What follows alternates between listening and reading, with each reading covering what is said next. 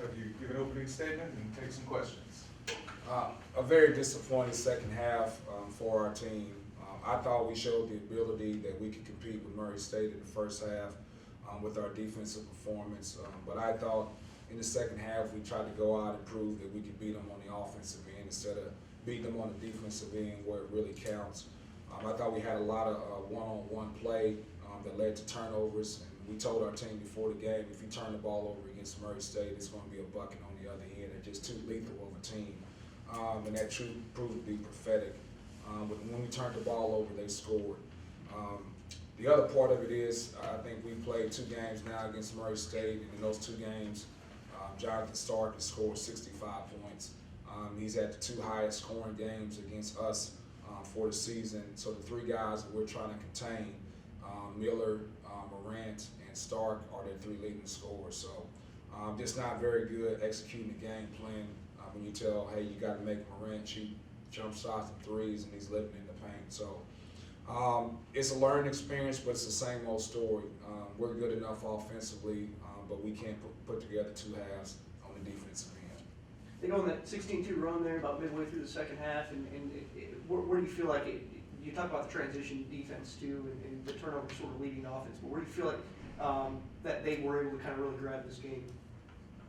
Well, I thought it happened 2 things. I thought we had some really good attempts during that time, and I'm not positive, but I thought we had Justin Carpenter had a dunk that he ended up missing. Then we had a missed layup.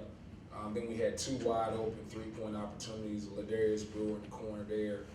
Then Daniel got an attempt at the top of the key that was an air ball as well. And I just thought that opened up the floodgates.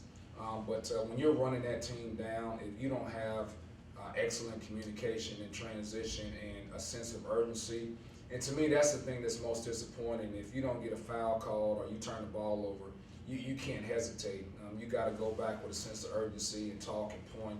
And I thought our transition defense was really poor because we were still living in the moment on the offensive end. You talk about Jonathan Stark too. You held him 12 points in that first half, and you had to be pretty pleased defensively with the way you guys started this game. I think it was 10-0 to start.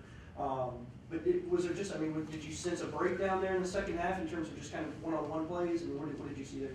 Well, first of all, he's an excellent player. You can play excellent defense on him, and it really doesn't matter because he can make contested jump shots, he can make contested threes.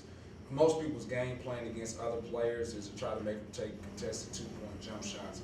Well, that doesn't bother him at all. But I thought the biggest thing as far as like our breakdown on the defensive end was like we were still living vicariously through our offense and what had happened on the previous possession. So we've got to get past that. I think in the first 2 halves against Jonathan Stark, we were really good in the first half at Murray State against him defensively, and he went off in the second half. I think the same exact thing happened here in the second half as well. I know they're an outstanding 3-point defensive team, but holding you to 11% in the second half. Those numbers and.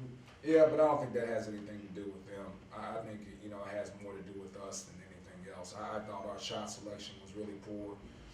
I think we talk about ball movement. The San Antonio Spurs has a rule that they want the ball held in somebody's hands 0.5 seconds. You can shoot it, you can dribble it, you can pass it, but just do it quick. And I just thought the ball stuck. We talk about Pam, get the ball moving through the air. I thought the ball stuck way too much, and we tried to make individual plays.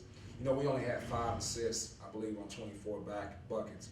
That tells the story right there.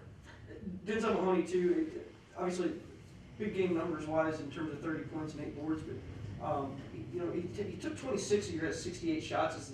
What do you take away from those numbers? I mean, I know you need him to score, but that seems like a pretty heavy load for. Oh, I don't care about the 26 attempts. Yeah. I mean, that doesn't matter to me. It's all about the efficiency.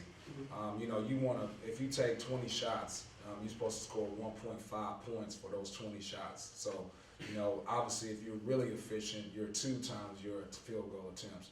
So if you take 20 attempts, you're supposed to have 35 points.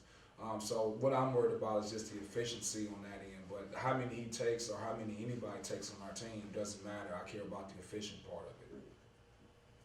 What are the positives you're taking away from today's game? Well, the positive is the fact that we showed what we could do in the first half defensively.